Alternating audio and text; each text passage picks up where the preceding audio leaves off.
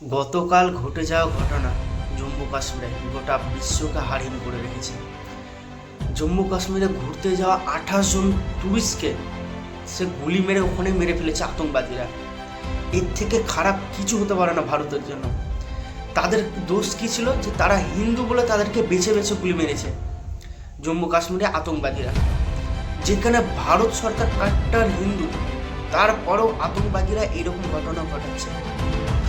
আমাদের ভারতবাসী হিসাবে আমরা ভারত সরকারের কাছে একটাই আবেদন রাখবো, যে মেরেছে, যে সমস্ত আতঙ্কবাদীরা মেরেছে তাদের যেন গোটাই সাফ করে দেয়। ওরা হামলা করেছে, পাল্টা হামলা যেন ভারত সরকার তাদের উপর করে, আর খুব তাড়াতাড়ি যেন করে।